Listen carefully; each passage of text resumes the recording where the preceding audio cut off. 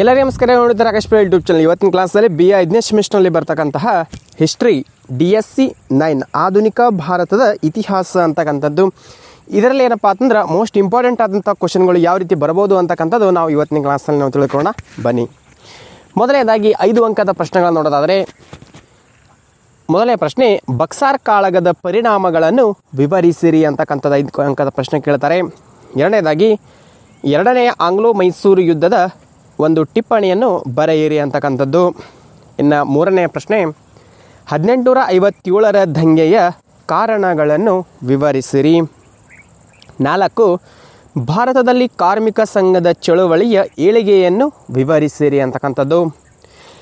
ಇನ್ನು 5ನೇ ಪ್ರಶ್ನೆ, 1857ರ ದಂಗೆಯ ಘಟನೆ ಹಾಗೂ ಪರಿಣಾಮಗಳ ಬಗ್ಗೆ ಒಂದು ಟಿಪ್ಪಣಿಯನ್ನು ಬರೆಯಿರಿ ಅಂತಕ್ಕಂಥ ಈ ಒಂದು 5 ಅಂಕದ ಪ್ರಶ್ನೆಗಳಾಗಿರ್ತವೆ. ಇನ್ನು ಅದರಲ್ಲಿ 10 ಅಂಕದ ಪ್ರಶ್ನೆಗಳ ಕೇಳಿದ್ರೆ ಯಾವ ರೀತಿ ಕೇಳ್ತಾರಪ್ಪ ಅಂತಂದ್ರೆ, ಮೊದಲನೇದಾಗಿ ಪ್ಲಾಸಿ ಕದನದ ಕಾರಣ ಮತ್ತು ಪರಿಣಾಮಗಳನ್ನು ವಿವರಿಸಿರಿ.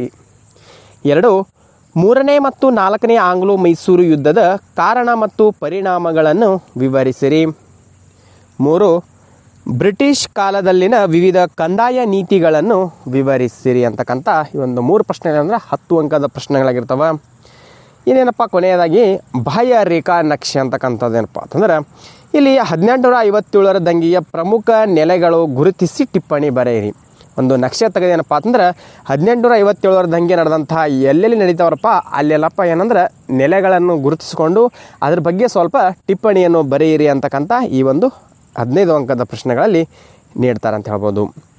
ಇಷ್ಟೇನಂದ್ರೆ ಇವತ್ತಿನ ಕ್ಲಾಸಲ್ಲಿರುವಂಥ ಮಾಹಿತಿ. ಇದೇನಂದ್ರೆ ಮೋಸ್ಟ್ ಇಂಪಾರ್ಟೆಂಟ್ ಆದಂಥ ಕ್ವಶನ್ಗಳಾಗಿರ್ತವೆ.